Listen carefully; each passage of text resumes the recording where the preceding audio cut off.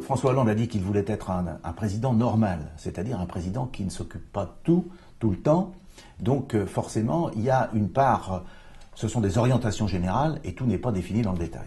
En ce qui concerne la protection, bien sûr que la justice doit être une justice protectrice. Alors, vous le savez, nous partageons vos interrogations, nous ne partageons pas toujours vos solutions.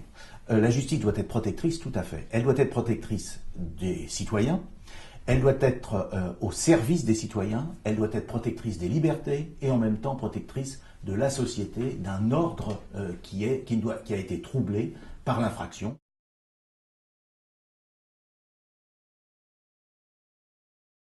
Il a dit la chose suivante, il a dit que l'on devait remettre à plat la procédure pénale. Remettre à plat la procédure pénale, vous savez que nous avons affaire à une procédure pénale qui est très déséquilibrée aujourd'hui, puisque la procédure pénale contradictoire, l'enquête contradictoire, ne concerne que 4% des dossiers. Tous les autres dossiers sont examinés en enquête préliminaire, dans lequel ni la victime, ni l'auteur présumé n'ont accès à leur dossier, jusqu'à ce que le dossier soit renvoyé devant le tribunal. Donc il y a à remettre tout ceci à plat. Par ailleurs, il y a à, sans doute, d'ores et déjà, et rapidement, à reconstituer le droit pour la victime de se constituer partie civile sans passer par le filtre du procureur. La loi du 5 mars 2007 a été instaurée et elle a interdit aujourd'hui aux victimes de se constituer partie civile directement comme cela était possible autrefois. Je crois que ça pourrait être une des premières réponses qui permettrait à la victime de mettre en œuvre l'action publique, c'est-à-dire de faire en sorte que le procureur poursuive un dossier, indépendamment d'une remise à plat de la procédure pénale. Et puis par ailleurs, François Hollande insiste à juste titre sur l'accès à la justice et il veut recréer une aide juridictionnelle qui permette à la victime d'avoir accès à un avocat.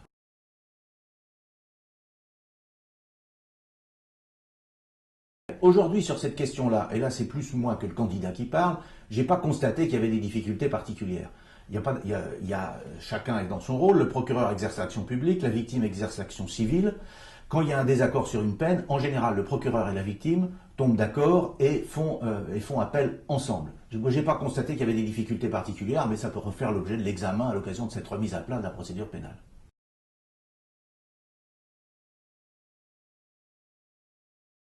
Au Bourget, François Hollande a dit quelque chose qui, à mon avis, aurait dû peut-être plus marquer les esprits que cela n'a été. Il a dit, quant aux petits caïds qui terrorisent son quartier, quant aux délinquants financiers, la République, oui, la République, elle vous rattrapera. Et je crois que la réponse à la question que vous posez, elle est là. Personne, ce n'est pas un objectif démocratique que de viser l'impunité des auteurs de crimes et de délits. Donc il faut forcément qu'il y ait une réponse aux crimes et aux délits. Cette réponse, ça passe d'abord par une question de moyens. Et vous savez que François Hollande a prévu l'augmentation des moyens en matière de justice et de police. C'est un des seuls secteurs qui sera épargné par la réduction, par les difficultés budgétaires auxquelles nous sommes confrontés. Donc il y aura forcément quelque chose, une augmentation du côté des moyens. Pour François Hollande, ce n'est pas la sévérité de la peine qui est exemplaire, c'est la certitude de la peine. Et cette certitude, c'est comme ça que ça doit fonctionner. Et au jour d'aujourd'hui, la justice n'est pas suffisamment articulée avec la police, ça ne fonctionne pas de façon qui nous paraît tout à fait satisfaisante.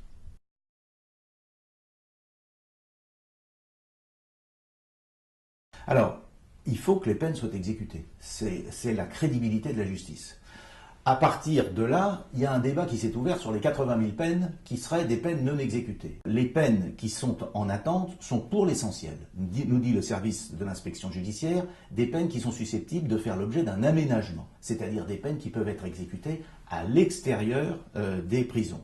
Donc il faut penser l'exécution de la peine comme une peine qui se fait à l'intérieur, mais aussi un contrôle qui se fait à l'extérieur, et une peine aménagée est une peine exécutée. Une personne qui reste, comme on dit, les personnes sous main de justice peuvent être sous main de justice à l'intérieur des murs, comme elles peuvent être sous main de justice à l'extérieur des murs.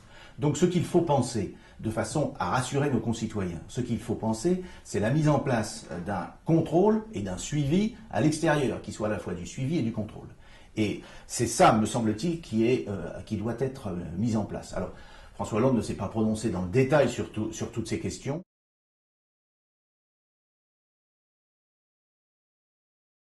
Actuellement, 66 000 détenus, un record que nous n'avons jamais atteint, et 57 000 places.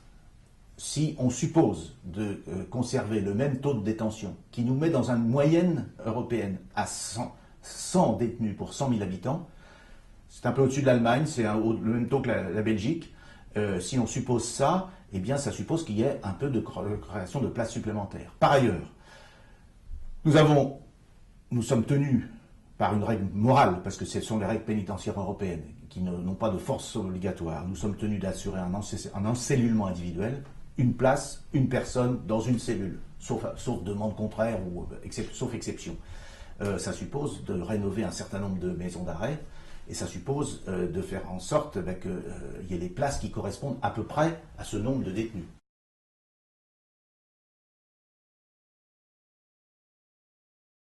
La fermeté, c'est de faire en sorte qu'il n'y ait presque plus aucune sortie de prison qui soit une sortie de prison sans un suivi et un contrôle.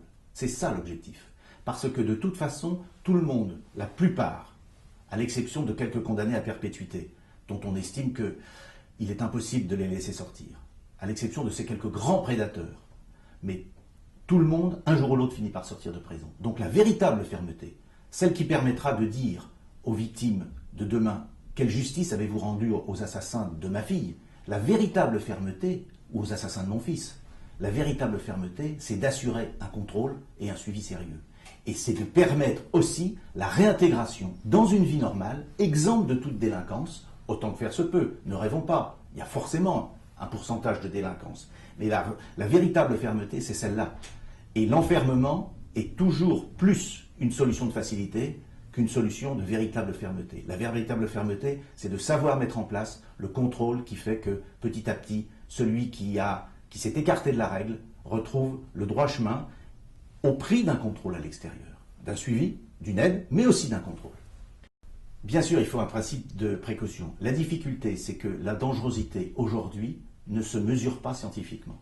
Ici encore, on sait... François Hollande ne s'est pas prononcé sur toutes ces questions. Bien sûr, on est au-delà de... Mais la dangerosité n'arrive pas à se mesurer scientifiquement. Donc la dangerosité, c'est plus la rencontre d'une personnalité et de circonstances.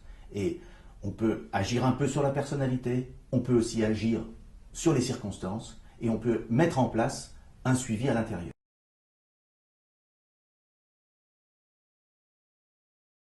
Le premier élément, la rendre transparente, c'est la rendre indépendante. La deuxième, c'est de la faire fonctionner en lien avec le peuple français. Et l'on pense à la création d'échevins, c'est-à-dire essayer de voir s'il n'est pas possible d'associer des citoyens au prononcé de la décision. Prononcer de la décision sur le mode des assesseurs devant le tribunal pour enfants. De façon à ce qu'il y ait un regard qui soit un regard de non-professionnels, mais de non-professionnels qui s'engagent sur une durée de 1 an, de 2 ans. Ce ne sont pas tout à fait les jurés populaires, ce sont des gens des volontaires qui s'engagent, comme font les assesseurs au tribunal pour enfants, comme font les assesseurs devant le tribunal des affaires de sécurité sociale, et qui s'engagent sur une durée de 1 an, 2 ans, 3 ans, à venir faire quelques audiences. Ce n'est pas un travail à temps plein, bien sûr, à venir faire quelques audiences. Le dernier point, pour rendre la justice transparente, c'est de la hausser à un niveau de service public et de constituer, alors peut-être pas des conseils d'administration, mais de constituer des comités d'usagers dans la justice. La justice, les palais de justice, c'est un endroit où l'on est sans doute le plus mal accueilli des services publics. On est convoqué à 14 heures, victime ou auteur, on peut passer à 20 heures. Et à 20 heures, on peut s'entendre dire on s'excuse, madame, monsieur, mais on ne pourra pas prendre votre dossier, vous êtes renvoyé à 3 mois. Ce sont les conditions d'accueil, les conditions de fonctionnement, les conditions de délivrance des copies, toutes ces choses matérielles qui font que, il y a une insatisfaction.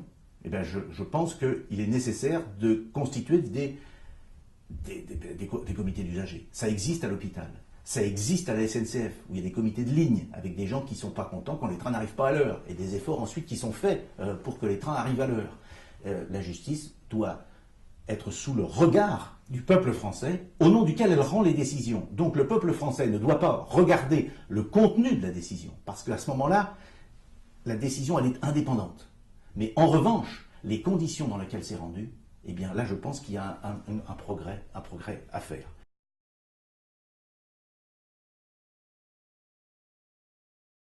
Nous n'avons pas toujours les mêmes réponses aux mêmes questions, mais vous voyez que nous y réfléchissons, vous voyez que nous essayons de faire progresser la justice de notre pays pour que les citoyens se sentent protégés par une justice qui à la fois soit respectueuse des libertés, respectueuse des droits de la défense, respectueuse aussi de ceux qui ont fauté, parfois pris au piège de l'obscurité de leur propre nuit, qui ont choisi plus la voie du mal que la voie du bien, mais aussi protéger les victimes.